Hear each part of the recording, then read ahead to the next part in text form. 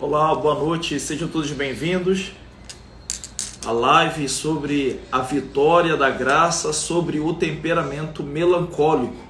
Hoje teremos aí a presença do doutor Luiz Henrique. Quero dizer da importância de nós nos conhecermos também através do temperamento, porque se nós sabemos quem somos, se nós conhecemos as nossas más inclinações, nós podemos então corrigi-las. E corrigindo, conhecendo aí a má inclinação predominante, o que acontece? Nós terminamos podendo ver florescer muitas outras virtudes, novas virtudes em nós. E atrás dessa má inclinação dominante, vai muitos outros defeitos, muitos outros pontos fracos. Então, assim, é muito importante nós nos empenharmos nesse autoconhecimento. Eu convido você a compartilhar essa live aí, aproveita esse momento inicial, compartilhar essa live a fim de que outros também possam conosco participar. Vamos então aí chamar o doutor.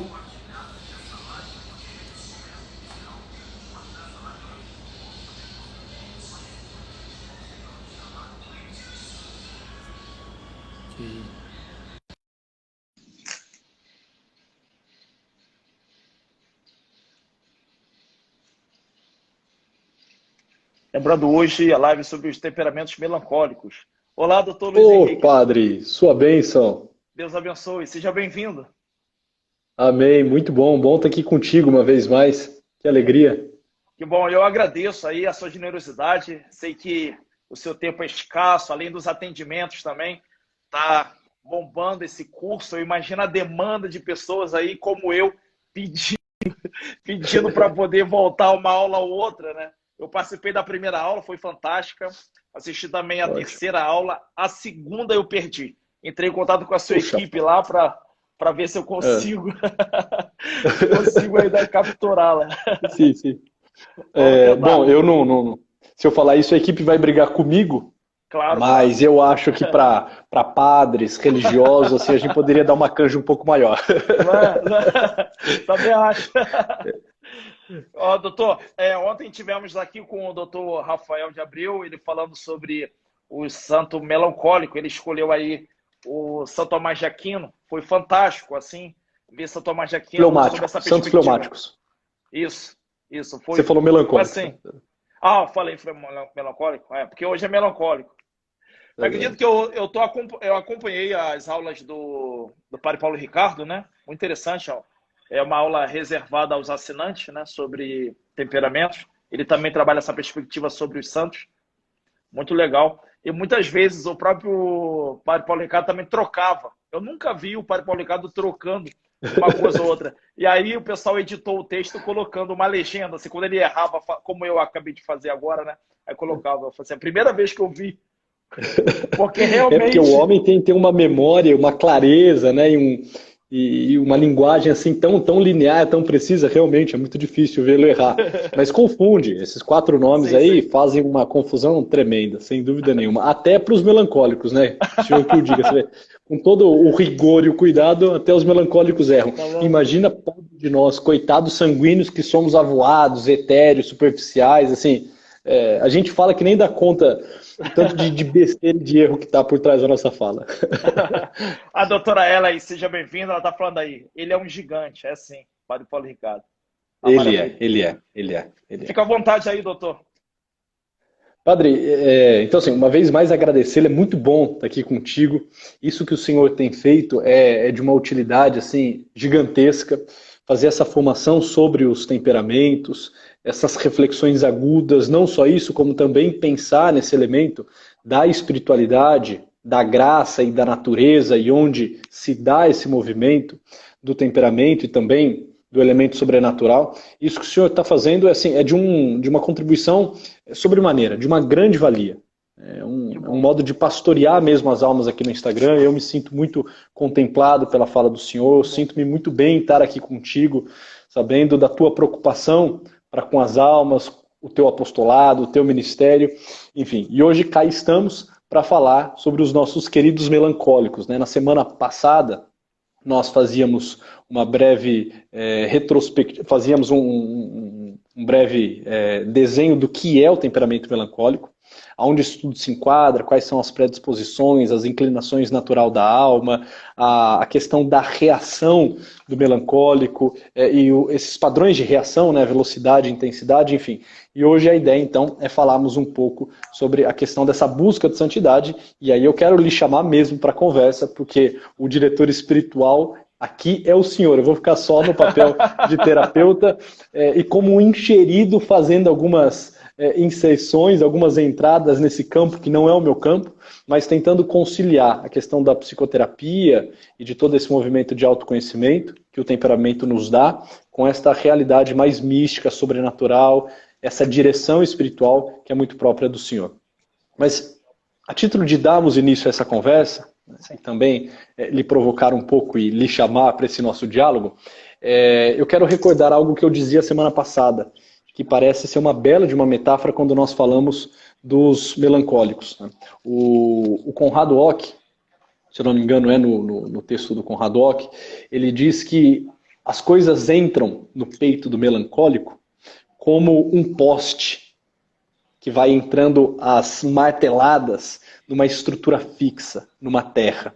Entra lentamente, mas entra densamente. Entra lentamente, mas penetra profundamente naquele elemento, né, terra, naquele chão.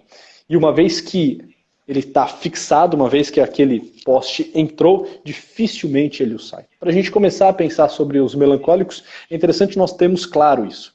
Que o melancólico, por excelência, tem essa profundidade no seu peito. As realidades do mundo vão entrando lentamente, mas ao entrar elas permanecem. Tudo aquilo que chega, lá fica. Todas as impressões, por conta da sua alta memória efetiva, ficam lá armazenadas assim, por décadas, por anos, né? Anos a fio. Então, quando nós estamos falando dos melancólicos, nós estamos falando dessas pessoas que têm esse mundo interior rico, talvez não, com toda certeza. Né? Eu não sou melancólico, mas assim, fazendo um estudo sobre os temperamentos, aqui não é que eu estou puxando sardinha porque o nosso tema é melancólico, nem porque eu estou diante de um melancólico, mas por uma questão de definição, de teoria dos temperamentos, o melancólico, sem dúvida nenhuma, é o mais rico de todos os temperamentos. Né? Ele possui essa capacidade de experimentar uma gama de emoções na sua vida. Não só experimentar, porque todos nós experimentamos uma gama de sensações, mas essas sensações, uma vez que ele as vive, uma vez que ele as sente, essas emoções, essas vivências, elas lá ficam armazenadas. Ficam sempre muito frescas, sempre muito marcadas. Então, quando a gente pensa na questão da direção espiritual dos melancólicos, nós precisamos ter claro o seguinte: alguém que vai ter uma baixa reação frente aos estímulos do mundo, ele não vai ser excitável, não vai ser rápido, veloz, enquanto inclinação natural, como os sanguíneos e como os coléricos. Ele vai ser mais passivo, ele vai ser mais lento, porque o mundo está entrando lentamente, mas uma vez que o mundo está lá fixado, aquela realidade está lá vivida, aquela palavra foi dita, né, aquilo lá fica. E fica, talvez, por todo sempre. Tanto para bem quanto para mal. Desde algo mais negativo até uma vivência mais positiva. Tudo vai ficando dentro desse peito florido, né, do melancólico. E pegando já um santo melancólico, São João da Cruz, é interessante que naquele poema, A Noite Escura, né, o poema clássico de São João da Cruz, ele vai dizer, numa das estrofes, terminando o poema, ele vai falar: em meu peito florido, que inteiro para ele só guardava. Né, para o amado, esse peito florido que ele guardava só para o amado. Isso é o peito do melancólico. O peito do melancólico é um peito muito florido. É um lugar muito vasto. O coração do melancólico é um lugar assim, de uma magnitude, de uma amplitude absurda. A amplitude é essa, grandiosidade é essa, que às vezes causa a ele até um sentimento de náusea, de desespero, de pavor. Tão grande é esse peito dele, que se não for muito bem preenchido, se as realidades não forem muito bem administradas e gerenciadas, aquilo que é grande e amplo torna-se angustiante, torna-se assustadoramente vazio e perturbador. Então, por excelência, é esse peito florido, esse peito grande. E São João da Cruz, entre outros santos, está aqui para nos lembrar isso. Estou vendo aí uma santa, ao lado do Senhor, a imagem da nossa querida Santa Teresinha, também ela de temperamento melancólico, não é mesmo, padre? Sim, ela é a nossa padroeira aqui também, né? Padroeira do nosso município de Seropédica e da nossa Olha paróquia. Lá, puxa. Olha, então um padre melancólico, né, numa paróquia de uma santa melancólica, de uma cidade que tem como padroeiro uma melancólica, você está em casa, hein, padre? Puxa vida. Interessante, né? Agora uma coisa, quando você falava esse coração florido, dependendo daquilo que ele deixa atingir o seu coração, né? Porque poderia também, como quando o senhor mesmo mencionava, né? Se ele não tomar um cuidado, aí o que ele vai, na verdade, se revolver é em angústia, né? Uhum. Então, exatamente essa interioridade do melancólico é de uma riqueza muito grande. É o ponto forte dele, até porque ele pode, na verdade, ter essa memória a respeito do amor de Deus, né? Porque não esquece as experiências que ele faz. Essa memória pode impulsionar ele a ser perseverante, a ser constante, essa profundidade, né? Ele não se distrai fácil, né? Ele está ali focado. Contudo, ele também tem um perigo, o risco de se revolver nos traumas, de se revolver naquela ferida, né? Às vezes uma pessoa, sem querer, toca numa ferida que lhe era aberta, né? Geralmente as feridas de melancólico dificilmente cicatrizam, né? Exatamente. Eu acho que são feridas que parece que ficam permanentemente abertas. Exatamente, né?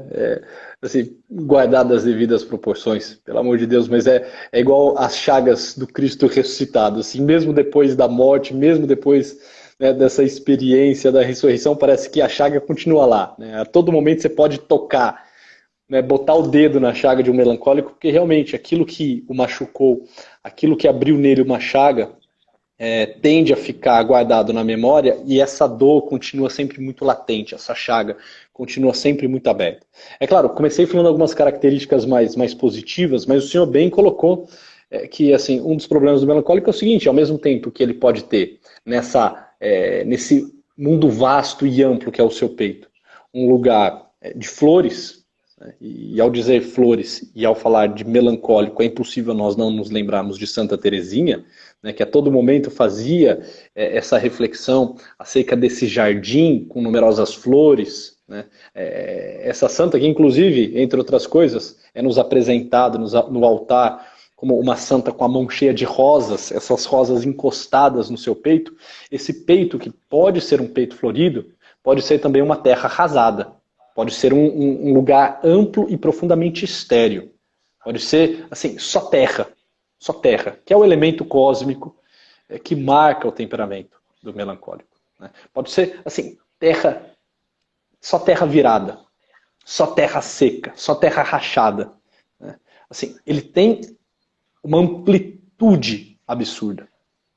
E dentro disso, ele pode tanto sair semeando e colocando flores e fazer disso um campo florido, como deixar que aquilo assim torne-se seco, torne-se duro, né? Que aquilo faça com que ele torne-se uma pessoa rígida, uma pessoa fria, né? Uma pessoa com pouca empatia, difícil de reagir, mas rancorosa e até um pouco orgulhosa. Porque uma das coisas que, assim, entrando já no problema do temperamento melancólico, que é a necessidade de superá-lo, é o seguinte: o melancólico, ele tende a buscar uma organização dentro do seu mundo interior, dentro do seu mundo afetivo. Ele percebe que existe um caos, ele percebe que existe uma inclinação natural, que podemos até chamar de uma inclinação ao pecado, uma realidade de concupiscência que nos marca, né? Eu deixo de fazer aquilo que eu quero para fazer aquilo que eu não quero, né? Eu deixo de fazer o bem para, de alguma forma, ter essa inclinação voltada aos males. Ele percebe que há uma desordem afetiva, uma desordem marcada pelo pecado. E se tem algo que incomoda profundamente o melancólico, é desordem. Ele quer botar ordem em tudo, da casa até o seu peito ele quer organizar tudo. Da prateleira de livros até a empresa ele quer organizar tudo. Né? Da igreja que ele frequenta até a sua vida de oração, ele tem uma ânsia, um desejo por organização, por estrutura. Só que nesse movimento de buscar organização, de buscar estrutura, ele pode incorrer num terrível mal. Tomado por orgulho, ele pode achar que organizando o seu mundo interior, o mundo exterior automaticamente se organiza. Como numa atitude soberba e prepotente. Como numa atitude orgulhosa. Olha, o problema sou eu. Se eu conseguir exercer virtudes, se eu conseguir botar ordem na minha vida, se eu conseguir ter uma vida regrada e caminhar para a santidade, o problema do mundo também automaticamente se resolve. O que é um movimento de soberba. Né? Você pega até a vida de virtude, que é muito própria dos melancólicos. Os melancólicos têm mais facilidade para uma vida de virtude, prudência, justiça, temperança. Ele tem assim, quando ele entende o que é a virtude e começa a praticá-la, ele sai na frente de todos. Ele consegue fazer com que aquilo torne-se um hábito potencializador, né? Torne-se de fato um hábito de excelência, uma areté, uma virtude com muita facilidade. Ele tem essa capacidade de ter esse poder nas suas mãos. Só que o risco que ele corre, também no campo das virtudes, é de achar que ser virtuoso basta, porque a virtude cria uma organização. Você pega, quando que nasce o tratado sobre as virtudes? Nasce na Grécia Antiga, 26 séculos. Ainda não tinha, por exemplo, a religião cristã. Evidente, estamos falando de 26 séculos. Né? Grécia Antiga. Então, opa, peraí. Dá para se viver a virtude sem necessariamente se colocar diante de um tu transcendentíssimo, sem colocar-se diante do amado, sem colocar-se diante de Deus. Assim, dá. O problema é o seguinte, assim, a virtude é como um dedo que aponta. Você vai ficar contemplando a ponta do dedo. A questão dele é onde ele quer mirar. Né? É um dedo que aponta para uma estrela. Se separa a tua atenção e concentra-se só na ponta do dedo, você perde a grandiosidade daquilo que ele queria te mostrar, que é de um sobrenatural, que é de uma realidade mística e transcendente. Mas dá para ficar vivendo a virtude sem necessariamente fazer uma experiência, por exemplo, com o Cristo. O problema do melancólico é que quando ele percebe que esse negócio chamado virtude dá certo, que isso potencializa as ações dele nesse mundo, que ele se torna mais temperante, torna-se mais corajoso, torna-se mais prudente, né? Quando ele percebe que torna-se mais justo, principalmente a justiça, que é muito cara, muitíssimo cara aos melancólicos, quando ele percebe que ele consegue fazer isso meio que por ele mesmo, pela força do seu braço, né, e pela inclinação do seu coração, ele pode achar que a coisa está simplesmente dada e acabada. Que ele não precisa, por exemplo, se submeter a Deus. Né? Que o mundo agora é um lugar calmo e pacífico porque ele vive essa certa paz, essa paz bem velada, essa paz bem maquiada dentro do peito dele. Né? Ele se esquece daquela máxima, né, de Santo Agostinho: o Deus que te criou sem ti não pode te salvar sem ti. E ele não fecha essa conta. Olha, realmente, Deus que sem a minha participação me cria, agora ele precisa da minha participação para a minha salvação. Mas assim, a minha vida tem que ser uma vida virtuosa, mas uma vida doada. A minha vida tem que ser uma vida oblativa, que é muito caro isso também aos melancólicos, mas uma oblação não por mim mesmo. Eu não entrego a mim. Eu não me ofereço ao mundo. Né? Eu me ofereço, ser muito ao mundo, né? Assim, me configurando ao Cristo, que por excelência é a vítima, é o sacerdote, é o altar, é o cordeiro. Então assim, a dificuldade maior do melancólico, ao que me parece, é essa capacidade de ele conseguir sair dessa realidade chamada eu e entrar nesse encontro de amor, nesse movimento de amor com este outro tu chamado Deus. Porque quando ele assim o faz, aí ninguém segura o melancólico. Aí assim, a vida dele torna-se algo realmente grandioso. Quando ele entende aquilo que Santa Teresinha dizia, né? A oração é, antes de tudo, né, um lugar de encontro. Né? A oração é esse lugar onde eu trato de amizade com aquele que eu sei que me ama. Que eu amo e que eu sei que me ama.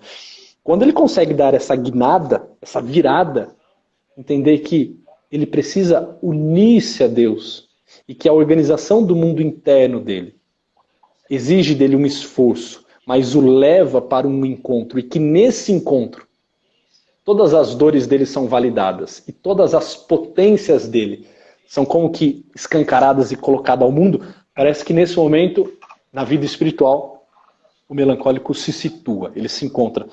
E aí é muito difícil ele retroceder. Aí, assim, é um caminho de ascensão. É um caminho de crescimento espiritual absurdo. Diferentemente de outros temperamentos. Cada um tem sua particularidade. Mas quando isso se dá, você pega Santa Teresinha, quando para com aqueles mimozinhos bobos, infantis dela, de alguém que tinha perdido a mãe, de alguém que tinha visto uma irmã entrar no Carmelo, que por 2 vezes tinha perdido a figura materna, né? Quando ela para com aqueles mimos, com aquele movimento mais depressivo dentro do seu peito, e se configura ao Cristo, e se torna de fato a Teresinha do Menino Jesus, né?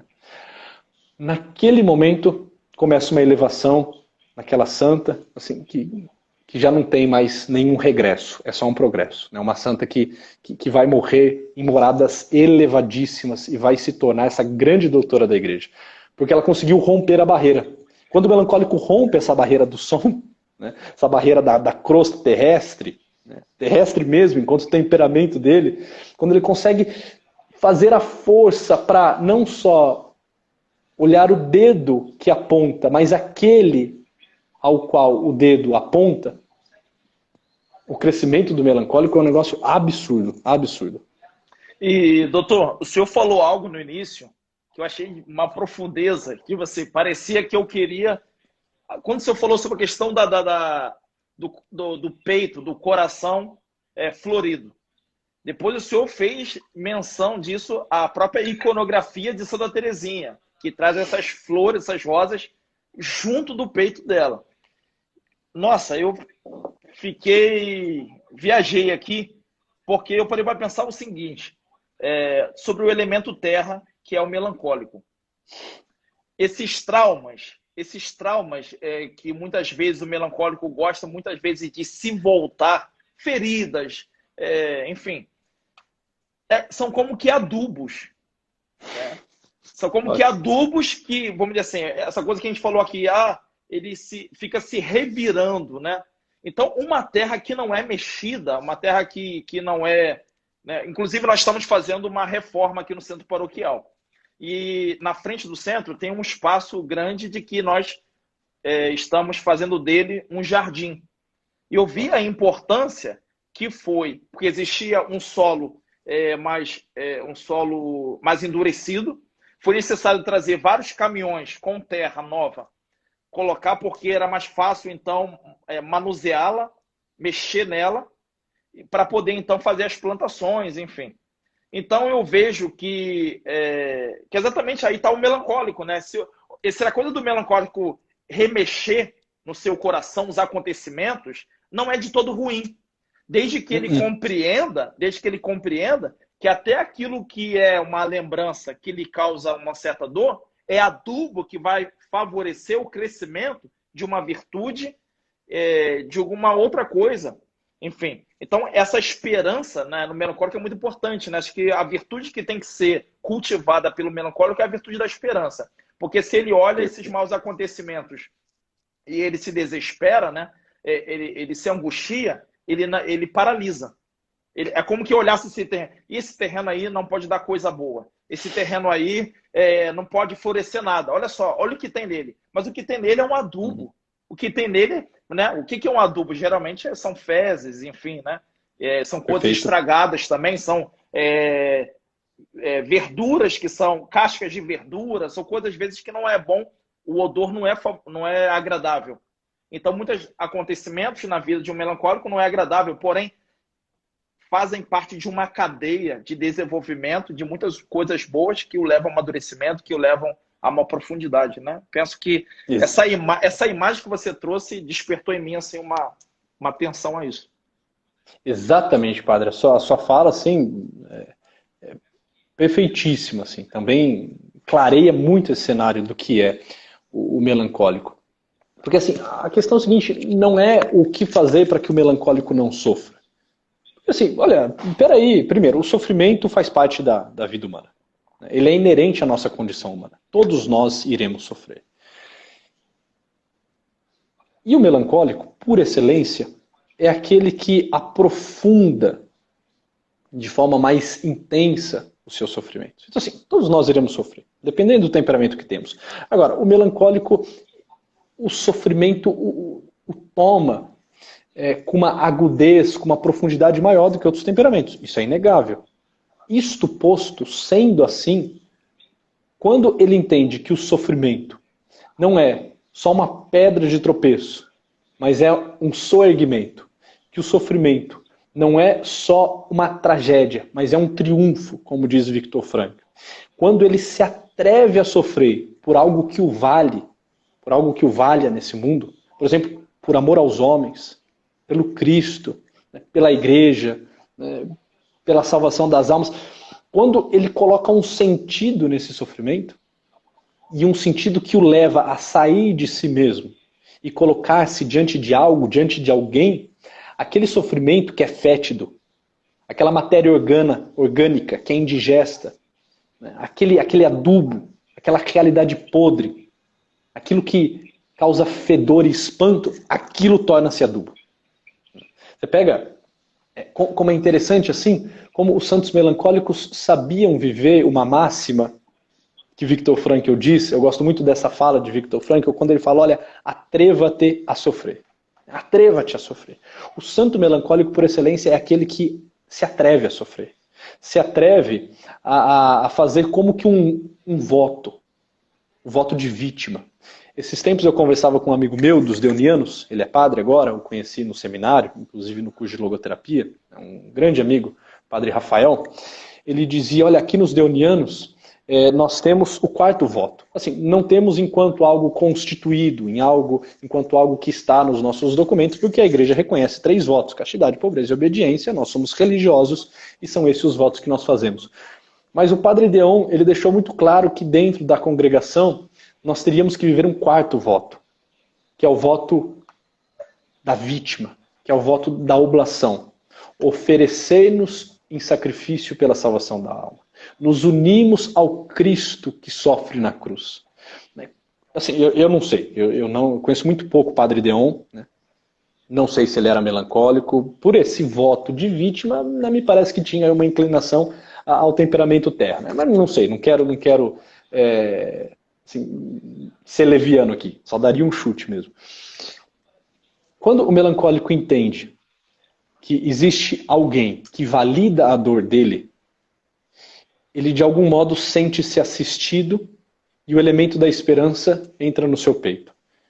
E dentre todos aqueles que podem validar uma dor, podem validar um sentimento, ninguém o faz como o Cristo faz. E diante de uma dor, em nenhum lugar nós encontramos mais conforto, mais resposta do que diante do crucificado. Por exemplo, o senhor tem aí 2 imagens que para mim representam com muita profundidade o temperamento melancólico. Uma santa com as flores no peito e ao lado o Cristo chagado e crucificado. E assim, isso para mim é uma foto do que é o temperamento melancólico. Eu achei interessante, doutor.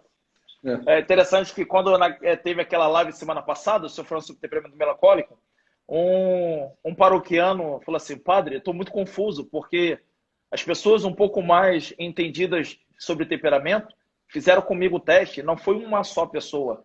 Todas diziam que eu era melancólico. Mas quando o doutor lá falou sobre essa identificação do melancólico, isso é um adolescente, né, que estava falando comigo. Uhum. Quando ele falou sobre a identificação do melancólico com a cruz, eu falei assim, ô padre, eu não gosto de cruz, não.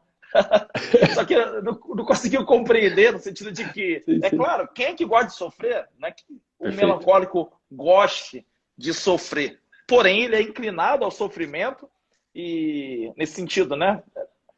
Eu gostaria que o senhor falasse sobre essa questão de gosto, né? Porque nós tendemos à eternidade, onde não há sofrimento algum. Uhum. Porém, este mundo, todos passam por vicissitudes dolorosas, né? Não existe homem algum que não sofra. Agora, claro, uma coisa importantíssima daquilo que o senhor acabou de dizer é você avaliar se você sofre de forma egoísta ou você sofre, se você sofre por ninharias, por futilidades, né? Sofre por um orgulho ferido, ou se tu sofre por amor.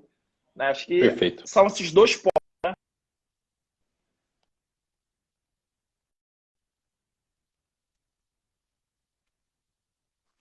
Que as pessoas podem dizer Padre, assim, eu não sou melancólico. Tá me vendo?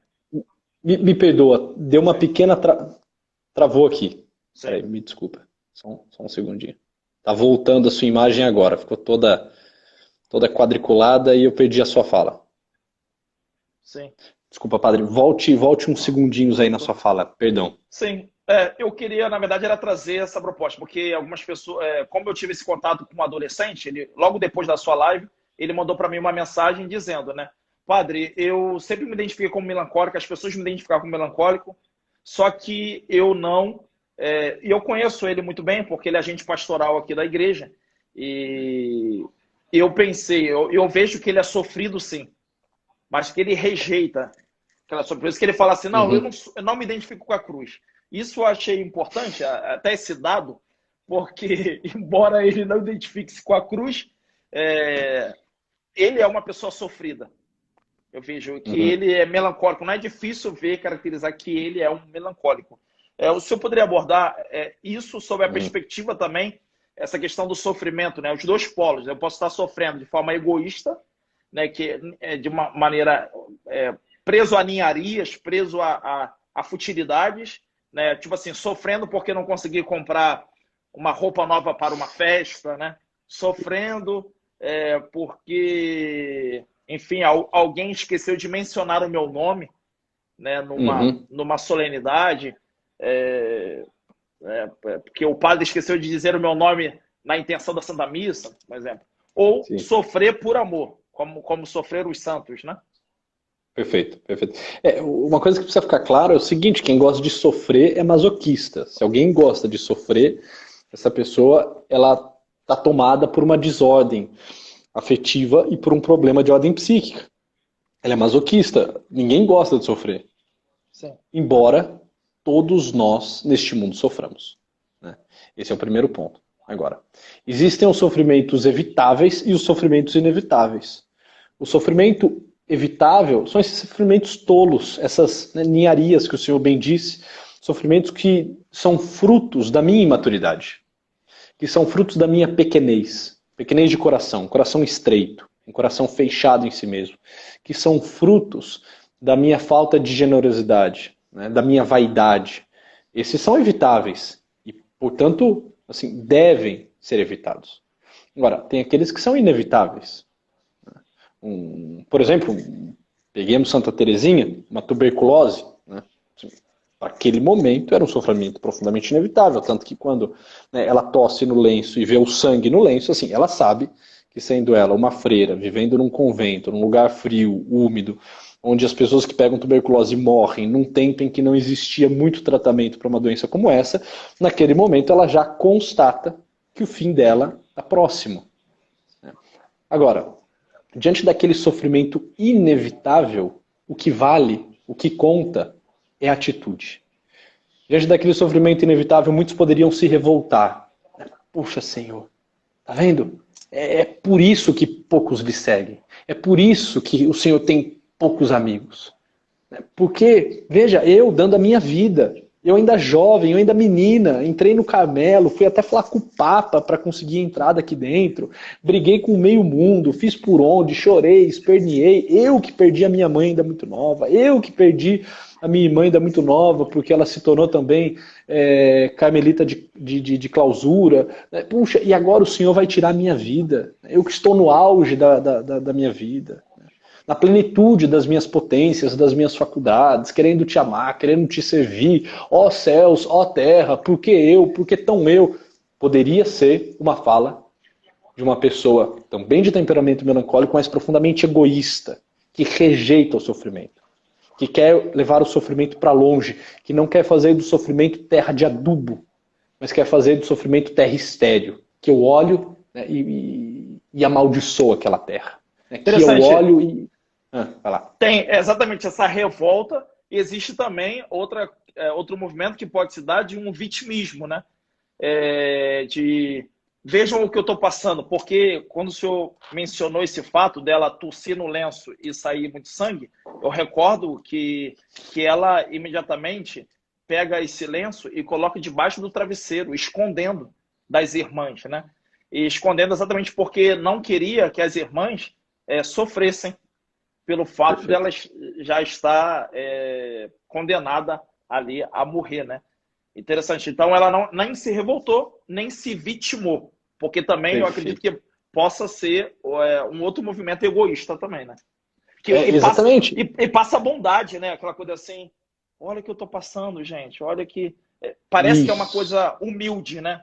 Porque acho que o melancólico, o senhor bem mencionou, e até hoje eu estou digerindo isso, fantástico, que o melancólico tem uma falsa impressão do que é humildade, né?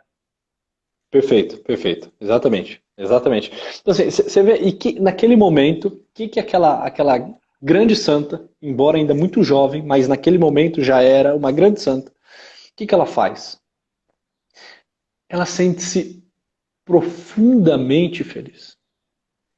Uma felicidade que talvez nunca antes havia experimentado. Uma alegria que invade o seu peito diante da constatação da morte. Uma felicidade que a faz ter uma atitude de louvor. Olha, naquele dia, naquela noite, quando eu vi aquele lenço com sangue, eu me senti bem, assim, parafraseando, senti-me feliz, porque eu sabia que em breve me encontraria com meu amado.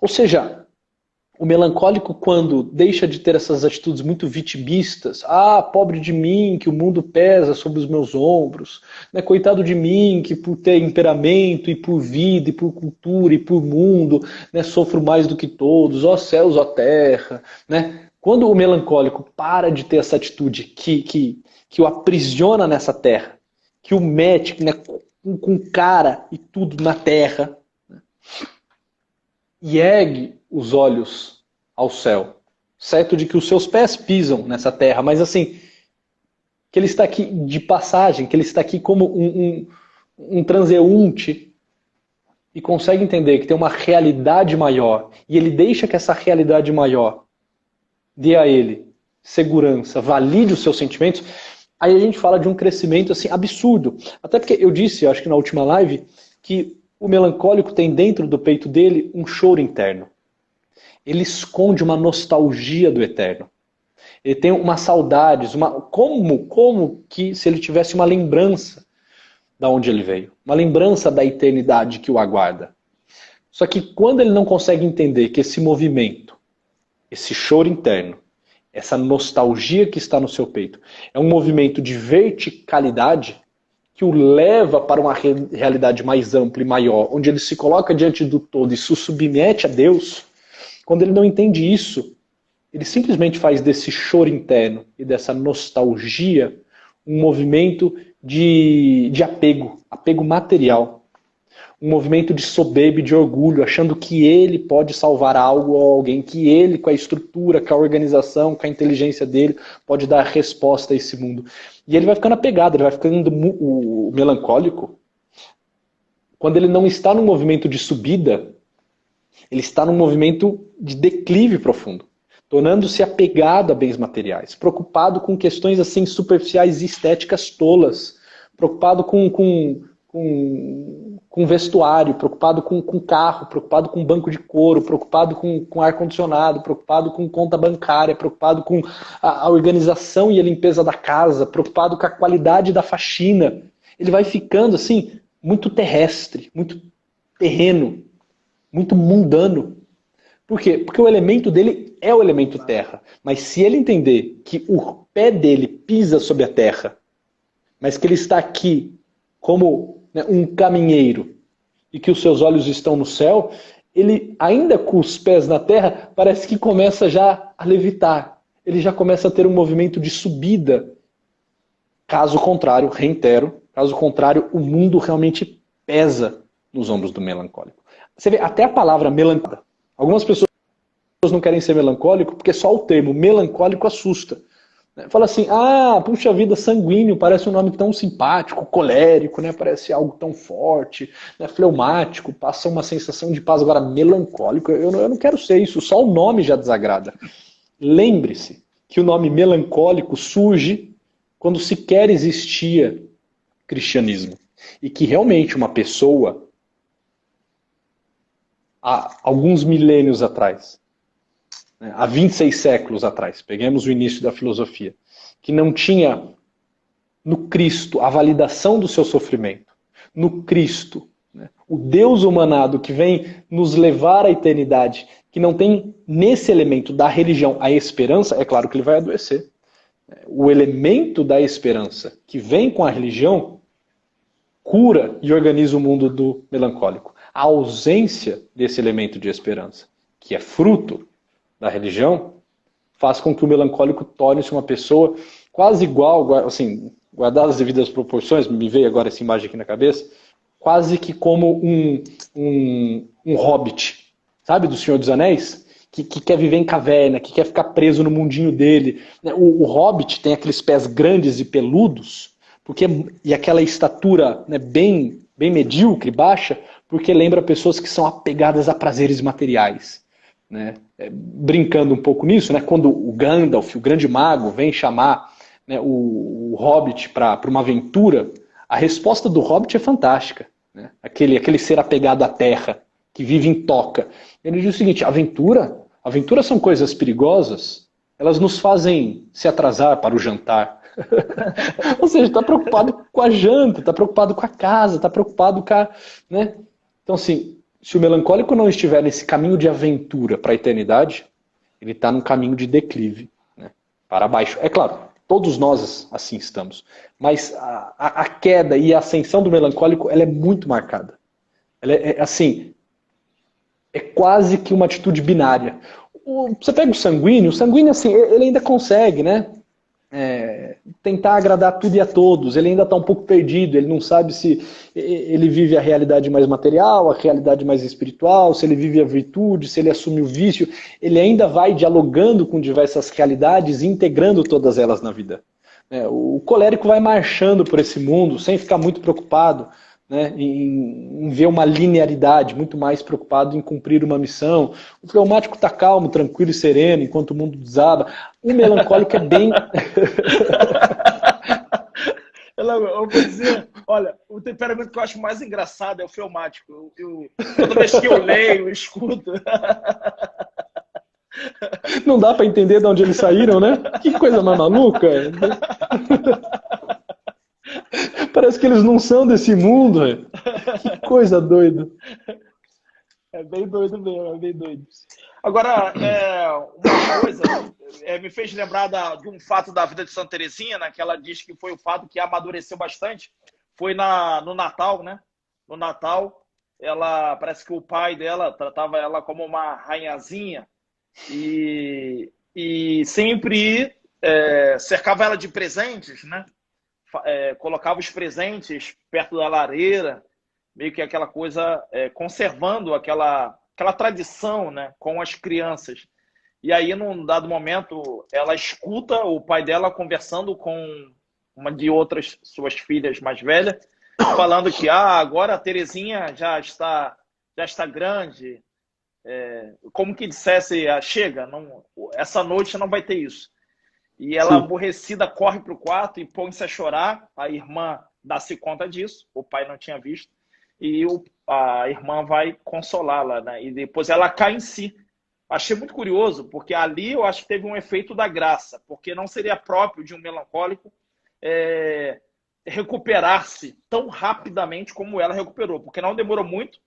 Ela desceu as escadas ao encontro do pai e pôs-se ali a amar o pai, né? Porque antes ela se sentiu ferida por ele, né? Se sentiu ferida, magoada. Então ela reconheceu que aquilo que o pai dela havia dito nada mais era porque estava reconhecendo que chegara a hora dela amadurecer.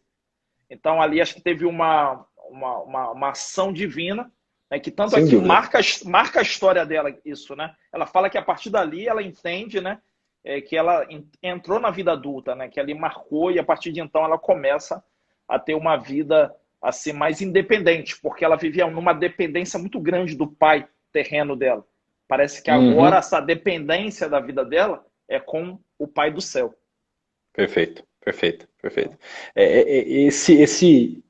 Esse evento do Natal marca muito a vida dessa santa melancólica, e nesse momento você vê que tem um elemento realmente da graça.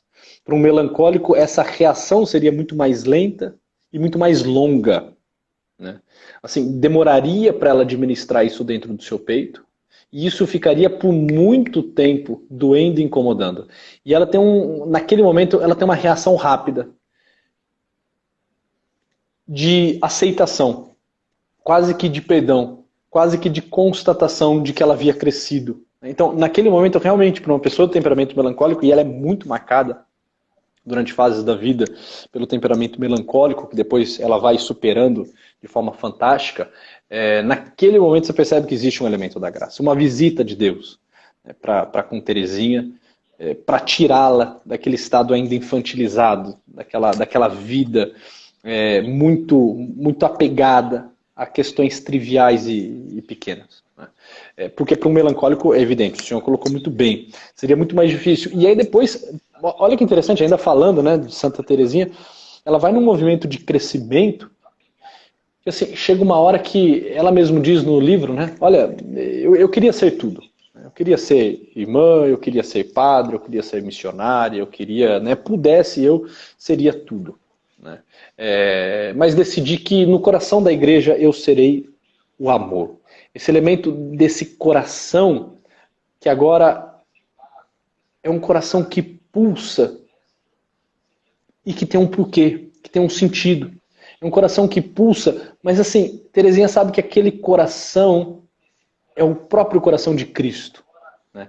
Que aquele coração que agora, entre outras coisas, quer ser mártir, né? Ela fala num dado momento, olha, dentre tudo, o que eu mais queria era morrer mártir. Peraí, olha a grandiosidade que a gente vai entrando. Alguém que é marcada pelo sofrimento, alguém de temperamento melancólico, que agora sim entende a finitude da vida e o peso da vida, e que quer caminhar para o martírio.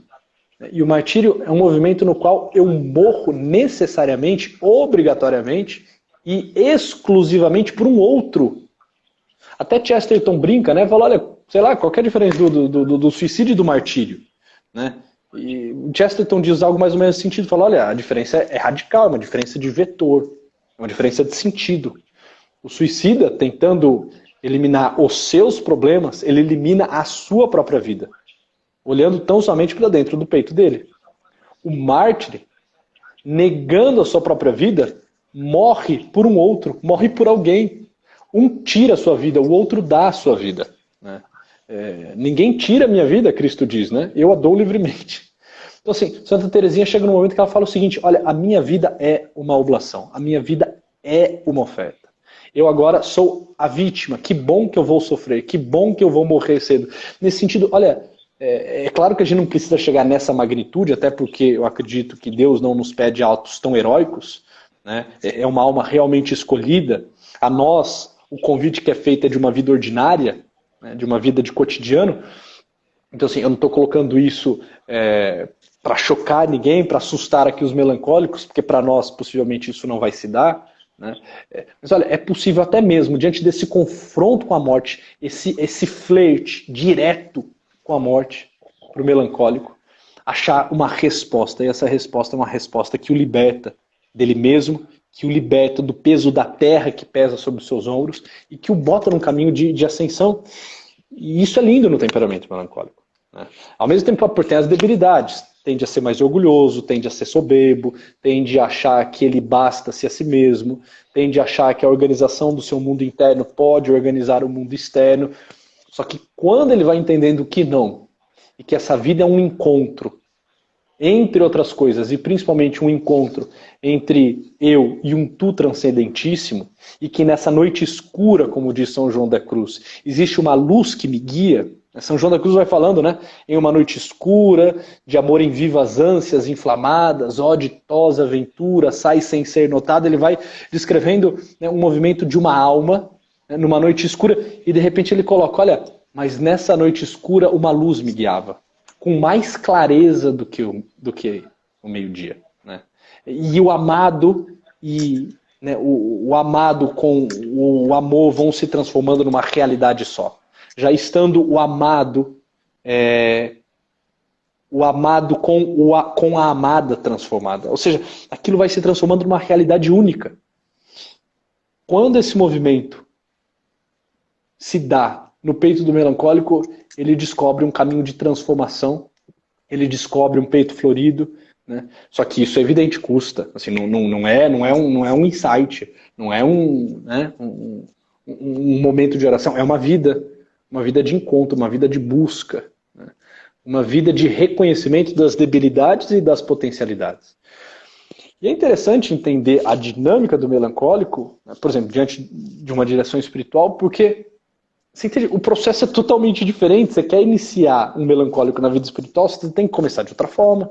Você tem que começar entendendo que ele tem um movimento de orgulho, que ele vai tender a uma soberba, que ele está muito mais atento ao peito dele do que ao mundo lá fora, que ele precisa de alguém que valide o seu sofrimento, e esse alguém pode ser o próprio Cristo, o homem do sofrimento.